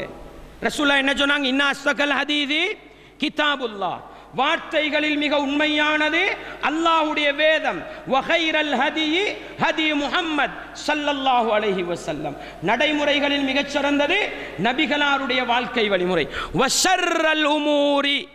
கர்மங்களில் மிக மோசமானது முஹ்தஸாத்துஹா. மார்க்கத்தில் புதிதாக உருவாக்கப்பட்டதுண்டாங்க ரசூலுல்லாஹ். வகுல்ல முஹ்தஸத்தின் பித்ஆ. புதிதாக உருவாக்கப்பட்ட அனைத்தும் பித்அத், வழிகேடு, நரகம் போகும்டாங்க ரசூலுல்லாஹ். இங்க என்ன சொல்றாங்க ரசூலுல்லாஹ்? அங்க முஹ்தஸாத்னு வந்துச்சு ஹதீஸ்ல, முஹ்தஸாத். இங்க என்ன சொல்றாங்க? மன் ஆவா முஹ்திஸன். மார்க்கத்தில் புதிதாக உருவாக்கப்பட்ட ஒன்றுக்கு இடம் கொடுத்தாலும் சரி, மார்க்கத்தில் புதிதாக உருவாக்கியவனுக்கு இடைக்கலம் கொடுத்தாலும் சரி, அல்லாஹ்வுடைய சாபத்தை உண்டாக்கும் சகோதரர்களே. அதனால தான் சொல்றோம், பித்அத் செய்யாதீங்கப்பான்றோம். குர்ஆன் சுன்னால ஆதாரம் இல்லையா? ரசூலுல்லாஹ்வுடைய சுன்னாவில் ஆதாரம் இல்லாத பித்அத்தான காரியங்களை செய்யாதீர்கள் என்று ஏன் சொல்கிறோம் தெரியுமா? அதுக்கு இடம் கொடுத்தாலோ, அதற்கு உள்ளத்தில் இடம் கொடுத்தாலோ அல்லாஹ்வுடைய சாபத்தை கொண்டு வந்து சேர்க்கும். இன்னைக்கு சாதாரணம். பித்அத் என்பது பித்அத் தானே என்று பேசுறாங்க. அன்பார்ந்தவர்களே, பித்அத் என்பது சாதாரணமானதல்ல. பித்அத்துக்கள் நரகத்துக்கு இட்டு செல்லும் ரசூலுல்லாஹ் எச்சரிக்கை பண்ணினாங்க. என்ன சொன்னாங்க ரசூலுல்லாஹ்? மன் அமில அமலன். ஒருவன் ஒரு அமலை செய்கிறான், லைஸ அலைஹி அம்ருனா. அவன் செய்கிற அமலுக்கு எங்களுடைய ஓர்டர் இல்லை என்றால் ஃபஹுவ ரத்துன். அது ஏற்றுக்கொள்ளப்பட மாட்டாதுன்றாங்க ரசூலுல்லாஹ். என்ன சொன்னாங்க? ஒருவன் ஒரு அமலை செய்கிறான், அந்த அமலுக்கு எங்களுடைய ஓர்டர், எங்களுடைய வழிகாட்டல், எங்களுடைய ஏவல் இல்லை என்றால் அது ஏற்றுக்கொள்ளப்பட மாட்டாது என்று சொன்னாங்க. அதனால சகோதரர்களே, நானும் நீங்களும் அமல் செய்யறது நோக்கம் அல்ல, ரசூலுல்லாஹ் செய்த ரசூலுல்லாஹ்வுடைய வழிகாட்டலுக்கு உட்பட்ட அமல்களை செய்ய வேண்டும். அப்பொழுதுதான் அந்த அமல்கள் ஏற்றுக்கொள்ளப்படுமே அல்லாமல் ரசூலுல்லாஹ்வுடைய சொல், ரசூலுல்லாஹ்வுடைய செயல், ரசூலுல்லாஹ்வுடைய அங்கீகாரத்தில் இல்லாத எந்த அமலை செய்தாலும் அந்த அமல் அல்லாஹ்வினால் ஏற்றுக்கொள்ளப்பட மாட்டாது என்பது ஒன்று. அந்த பித்அத்துக்கு இடம் கொடுத்தால் அல்லாஹ்வுடைய சாபம் கிடைக்கும் என்பது இன்னொன்று. எனவே எவ்வளவு எச்சரிக்கையாக இருக்க வேண்டும், எவ்வளவு கவனமாக இருக்க வேண்டும். அன்பாண்டவர்களே, ரசூலுல்லாஹ் சொன்னாங்க தானே, மன் அஹ்தஸ ஃபீ அம்ரினா ஹாதா மா லைஸ மின்ஹு ஃபஹுவ ரத்துன். இந்த மார்க்கத்தில் இல்லாத ஒன்றை யார் புதிதாக உருவாக்குகிறாரோ அது ஏற்றுக்கொள்ளப்பட மாட்டாதுன்றாங்க. அன்பாண்டவர்களே, இன்றைக்கு சமூகத்தில் இருக்கிற மீலாதாக இருக்கட்டும், மௌலிதாக இருக்கட்டும், கத்தம் ஃபாத்தியாவாக இருக்கட்டும், ஏகப்பட்ட விடயங்கள் தேடி பாருங்க. ரசூலுல்லாஹ் செஞ்சாங்களா? 23 வருட காலம் ரசூலுல்லாஹ் வாழ்ந்தாங்க தானே? 23 வருட காலம், 23 வருட காலத்தில் ரசூலுல்லாஹ் மீலாது கொண்டாடினாங்களா? மௌலிது படிச்சாங்களா? கந்தூரி கொடுத்தாங்களா? மரணித்தவர்களுக்கு குர்ஆன் தமாம் செய்தார்களா? கத்தம் ஓதினார்களா? ஜனாசாவுக்கு நடக்கின்ற ஏகப்பட்ட விதத்துக்கள் இருக்கு, செஞ்சாங்களா ரசூலுல்லாஹ்? பாருங்க பாருங்க. பார்க்காமல் பித்அத்து தானே, நல்லதைத்தானே செய்கிறோம் என்று அல்லாஹ்வுடைய தூதர் காட்டித்தராதவைகளுக்கு நானும் நீங்களும் இடம் கொடுப்போமாக இருந்தால், அவைகளை அங்கீகரிப்போமாக இருந்தால் அல்லாஹ் பாதுகாக்க வேண்டும். அல்லாஹ்வுடைய சாபத்துக்கு எங்களை ஆளாக்கும் என்கிற எச்சரிக்கையை நானும் நீங்களும் மறந்துவிடக்கூடாது. அடுத்ததாக என்ன ரசூலுல்லாஹ் சொன்னாங்க? லஅனல்லாஹு மன் கய்யர மனாரல் அர்த். 4வது விடயம், பூமியின் அடையாளங்களை மாற்றுபவர்களை அல்லாஹ் சபிக்கிறான் என்று சொன்னாங்க. என்ன சொன்னாங்க ரசூலுல்லாஹ்? பூமியின் அடையாளங்களை மாற்றுகின்ற அந்த மனிதர்களை அல்லாஹ் சபிக்கிறான் என்றாங்க. நாங்க என்ன சொல்லுவோம்? பூமியின் அடையாளங்களுக்கு மாஹிம் என்று சொல்லுவோம். என்ன சொல்லுவோம்? மாஹிம் என்று சொல்லுவோம். அன்பாண்டவர்களே, 2 பேருடைய காணியை பிரிப்பதற்காக ஒரு அடையாளம் இடப்படுகிறதா? அந்த அடையாளம் தான் மாஹிம் என்று சொல்றது. ரசூலுல்லாஹ் என்ன தெரியுமா சொன்னாங்க? பூமியின் அடையாளங்களை மாற்றுபவனை அல்லாஹ் சபிக்கிறான் என்றாங்க. இது சாதாரணமானது இல்லை. அடுத்தவண்ட காணியை பிடிக்கிறது, அடுத்தவண்ட காணியை பிடிக்கிறது சாதாரண பிரச்சனை இல்லை. அல்லாஹ்வுடைய சாபத்தை உண்டு பண்ணுகின்ற பெரும் பாவங்களில் ஒன்று. இன்னைக்கு என்ன செய்யறாங்க தெரியுமா? வேலியை வளர்ச்சி நாட்டுறது, வேலியை வளர்ச்சி நாட்டுறது, காலப்போக்கில் நேராக்குறது, வேலியை ஒரு அடிப்படி படுறது. இல்லாட்டி என்ன பண்றது? வேலிக்கு கொண்டு வந்து ரப்பர் மரத்தை நாட்டுறது, ரப்பர் மரத்தை நாட்டி காணிக்கு வெளியால் அடிக்கிறது முள்ளு கம்பிய. என்ன நடக்குமுங்க? ரப்பர் மரம் இந்த கான்கிரீட் தூணை விட பெருசாகும். பெருசாவினா இந்த பக்கத்தால் ஒரு ஜான் பிடிச்சா அந்த பக்கத்தால் ஒரு ஜான் பிடிக்கும். கம்பி அங்கால தானே போகுது, அதுக்கப்புறம் அதுக்கு நேராக வெளியே நாட்டுறது. ஒரு ஜான் போதுமுங்க, ஒரு இஞ்சி போதும். அடுத்தவண்ட சொத்துல இருந்து, அடுத்தவண்ட காணியில இருந்து ஒரு ஜான் பிடித்தால் போதும், அல்லாஹ்வுடைய சாபம் கிடைக்கும். சில பேர் காணியில ஊடு கட்டினா முதலாவது புடுங்கிறது மாஹிமையத்தான். இஸ்லாத்துல மாஹிமையில கை வைக்க முடியாது, மாஹிமையை புடுங்க முடியாது. நீங்க கான்கிரீட் பில்டிங் கட்டினாலும் அந்த மாஹிமையை வச்சுத்தான் கட்டணும். ஏன்? ரசூலுல்லாஹ்வுடைய எச்சரிக்கை, மாஹிமையை மாற்றுபவனை அல்லாஹ் சபிக்கிறான் என்றாங்க. ரசூலுல்லாஹ் சொன்னாங்க பாருங்க, மன் ظلم شبرا من الارض من ظلم شبرا من الارض.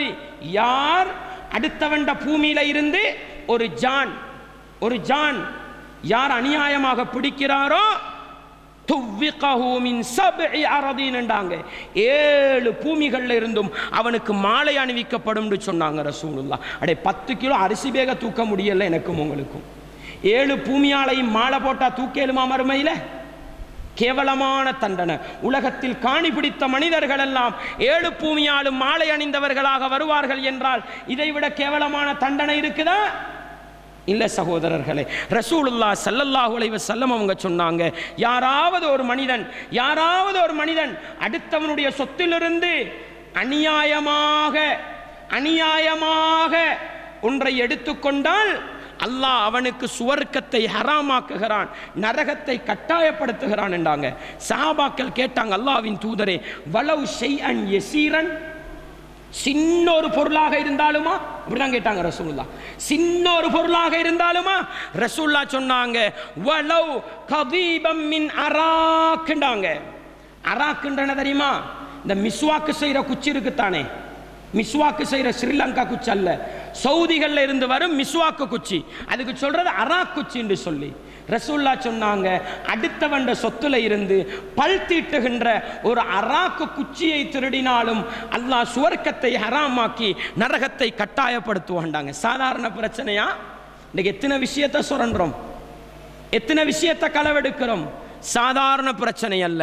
அல்லாஹ்வுடைய சாபத்தை உண்டாக்குவதிலே, அல்லாஹ்வுடைய கோபத்தை கட்டாயப்படுத்துவதிலே, நரகத்தை கடமையாக்கி சுவர்க்கத்தை ஹராமாக்குவதிலே மிகப்பெரிய பங்கு செலுத்தக்கூடியதுதான் அடுத்தவருடைய சொத்துக்களை சூறையாடுவது. அதிலும் குறிப்பாக அடுத்தவண்ட காணியை பிடிக்கிறதுக்கு மாஹிமையில கை வைக்கிறது. சாதாரண பிரச்சனை இல்லை.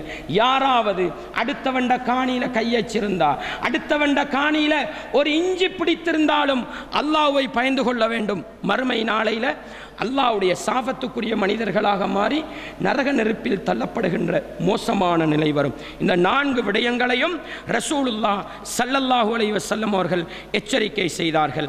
இன்னும் ஏகப்பட்ட அல்லாஹ்வுடைய சாபத்தை உண்டு பண்ணுகின்ற விடயங்கள் இருந்தாலும் கடைசியாக ஒன்றை சொல்லி இந்த உரைக்கு நான் முற்றுப்புள்ளி வைக்கிறேன். என்னன்னு சொன்னா,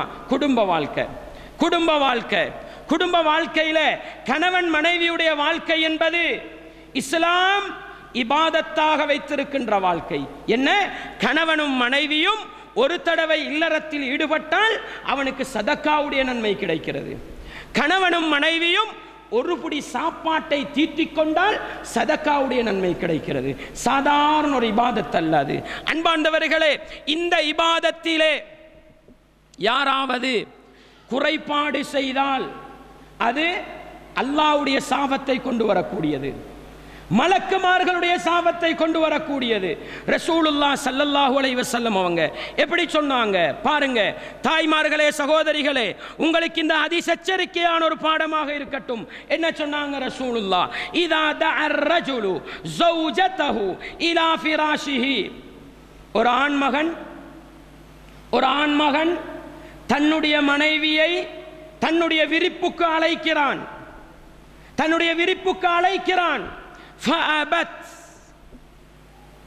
அந்த பெண்மணி என்ன பண்ணுகிறாள்? 7 ஆண்டு மறுக்கிறாள். கதுபான அலைஹா, கோபப்பட்ட நிலையில் அவள் இருக்கிறாள் என்றால் லஅனத்துல் மலாயிகத்து ஹத்தா துஸ்பிஹ, சுபகுடைய நேரம் வரைக்கும் மலக்குமார்கள் அந்த பெண்ணை சபித்துக் கொண்டே இருக்கிறார்கள் என்று சொன்னாங்க. அல்லாஹ் பாதுகாக்கணும். எங்களுடைய தாய்மார்களையும் சகோதரிகளையும் அல்லாஹ் பாதுகாக்க வேண்டும். யார்? கணவன் தன்னுடைய ஆசைக்கு அழைக்கின்ற நேரம் மனைவி அந்த ஆசைக்கு கட்டுப்படாமல் கணவன் வெறுத்த நிலையில் இரவை கழிப்பாளாக இருந்தால் இரவு முழுக்க சுபகு வரைக்கும் மலக்குமார்கள் பதுவா செஞ்சு கொண்டே இருப்பாங்களாம். இன்னைக்கு சில குடும்பத்தில் போனா என்ன தெரியுமா நிலைமை? ஒரு பிள்ளையாகி 2 பிள்ளையாகி 3 பிள்ளையாவினா பெரும்பாலும் எங்கட ஆம்பளைகள் இருக்கிறது பொம்பளைகள வீட்டில் தானே.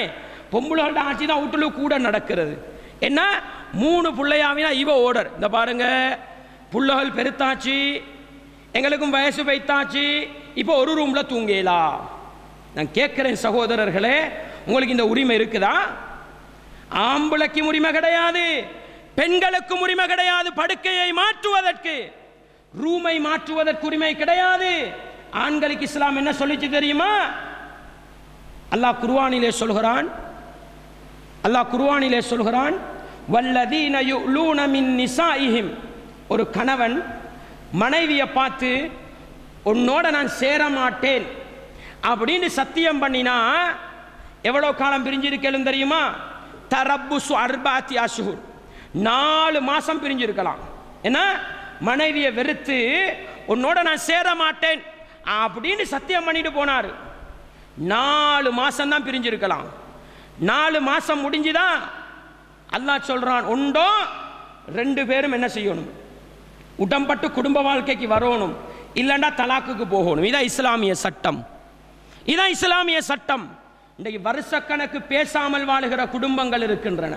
கணவனை மனைவி மதிக்கிறதில்லை, மனைவி பேருக்கு கணவன் மனைவி. அன்பாண்டவர்களே, படுக்கையை வெறுத்த நிலையில் கணவனும் மனைவியும் இருந்தால் ஆம்பளைக்கு 4 மாசம்தான் டைம். ஒரு பெண்மணியை பொறுத்த வகையில் 1 மணித்தியாலமும் அவளுக்கு டைம் இல்லை. ஒரு பொம்பளைக்கு படுக்கையில் கணவனை வெறுக்கலாம். எந்த அளவுக்கு இஸ்லாம் சொல்லுது தெரியுமா? கணவன் வீட்டில் இருந்தா கணவனுடைய அனுமதி இல்லாம மனைவி சுன்னத்தான நோன்பு பிடிக்க கூடாது. இஸ்லாம் போட்ட சட்டம். ஏன்? கணவன் விரும்பின நேரத்தில் அந்த மனைவியை அனுபவிக்கின்ற உரிமையை இஸ்லாம் கொடுத்திருக்கிறது. கணவன் வீட்டில் இருந்தால் சுன்னத்தான நோன்பு அனுமதி இல்லாமல் பிடிக்க முடியாது. ஆயிஷா ரலியல்லாஹு அன்ஹா சொன்னாங்க தானே, நோன்பு ரமதானுடைய மாதத்தில் எங்களுக்கு விடுபடுகிற நோன்பை நாங்கள் ஷஅபான் மாதத்தில் தான் கலா செய்து கொள்வோம். ஏன் தெரியுமா? ரசூலுல்லாவோட நாங்கள் இருந்ததனாலண்டாங்க. அந்த அளவுக்கு கணவன்மாரை மதிச்சாங்க, அந்த அளவுக்கு மாப்பிள்ளைய மதிச்சாங்க. எங்கட நிலைமை என்ன? சின்ன ஒரு வாய்த்தக்கம் வந்தா அவ வேற ரூம்ல போய், சில பேர் எந்த அளவுக்குண்டா கணவன் வீட்டை விட்டுட்டு வெளியே போறாங்க. கணவன் வீட்டை விட்டுட்டு உம்மாட இந்த ரைட் இருக்கான்னு கேட்கிறேன், உம்மாட வீட்டுக்கு போகலாமா? வெறுத்து போக இயலாது. கணவன் அனுமதி இல்லாம கணவனை வெறுத்து எந்த அளவுக்குண்டா, ஒரு கணவன் தலாக்கு சொல்றான் மனைவிய, கணவன் மனைவியை தலாக்கு சொன்னாலும் முதல் 2 தலாக்களையும் 3 மாசம் இதா அல்லது 3 மாத விடாய்க்காலம் இதா இருக்க வேண்டிய 2 தலாக்கு இருக்குது. அந்த 2 தலாக்குல மனைவி கணவனுடைய வீட்டை விட்டு வெளியே போக இயலாது, அவளை கணவனுக்கு வெளியாக்கவும் இயலாது. தலாக்கு சொன்னாலே வெளியே போக இயலாண்டா, தலாக்கு சொல்றதுக்கு முன்னால ஒரு மனைவிக்கு பொட்டி படுக்கை எடுத்துக்கிட்டு உம்மா வீட்டுக்கு போகலுமா? ஏலாது சகோதரர்களே. காலம் முழுக்க அல்லாஹ்வுடைய சாபம் கிடைக்கும், காலம் முழுக்க மலக்குமார்களுடைய பதுவா கிடைக்கும். இதை விளங்காம எத்தனையோ குடும்பங்கள்ல கணவன்மார் மனைவிமார் சிறு சிறு வாய்தக்கங்களுக்காக படுக்கையை மாற்றுகிறார்கள். கணவனுக்கு உரிமை இருக்கு, கணவனுக்கு உரிமை இருக்கு. பெண்களுக்கு அந்த உரிமையை இஸ்லாம் கொடுக்கவில்லை.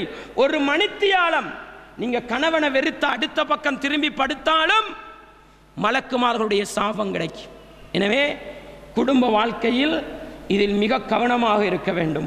எனவே அன்பார்ந்தவர்களே, இஸ்லாமிய உறவுகளே, இன்னும் ஏகப்பட்ட அல்லாஹ்வுடைய சாபத்தை உண்டு பண்ணுகின்ற விடயங்கள் இருந்தாலும் இந்த குறிப்பிட்ட நேரத்தில் குறிப்பிட்ட சில செய்திகளை தான் சொல்ல முடியும் என்ற அடிப்படையில் அகீதாவோடு சம்பந்தப்பட்ட, இபாதத்துகளோடு சம்பந்தப்பட்ட, பொருளாதாரத்தோடு சம்பந்தப்பட்ட, குடும்ப வாழ்க்கையோடு சம்பந்தப்பட்ட ஒரு சில விடயங்களை மாத்திரம் நான் சுட்டி காட்டியிருக்கிறேன். இன்னும் நிறைய விடயங்கள் இருந்தால் தேடிப்படியுங்கள், தேடிப்படியுங்கள். ஏன்? எங்களை அறியாமல் அல்லாஹ்வுடைய சாபத்துக்கு நானும் நீங்களும் ஆளாகிவிடக்கூடாது. எனவே எவைகளெல்லாம் அல்லாஹ்வுடைய சாபத்தை கொண்டு வரும் என்று குர்ஆனும் சுன்னாவும் எங்களுக்கு சொல்லித் தருகின்றனவோ அவைகளை படித்து அவைகளிலிருந்து ஒதுங்கி நல்லவர்களாக வாழ்ந்து அல்லாஹ்வுக்கு கட்டுப்பட்டு அல்லாஹ்வுடைய தூதரை பின்பற்றி வாழ்ந்து அல்லாஹ்வுடைய ரஹ்மத்துக்குரிய மனிதர்களாக வாழ்ந்து அதே நிலையில் மரணித்து மறுமை நாளையில் சுவனவாசிகள் என்ற பட்டியலில் பெயர் பதித்துக் கொள்ள நானும் நீங்களும் முயற்சி செய்வோம். வல்லவன் ரஹ்மான் எனக்கும் உங்களுக்கும் எல்லா ஈமானிய உறவுகளுக்கும் அந்த பாக்கியத்தை தந்தருள வேண்டும். வஆகிரு தஅவானா அனில் ஹம்துலில்லாஹி ரப்பில் ஆலமீன்.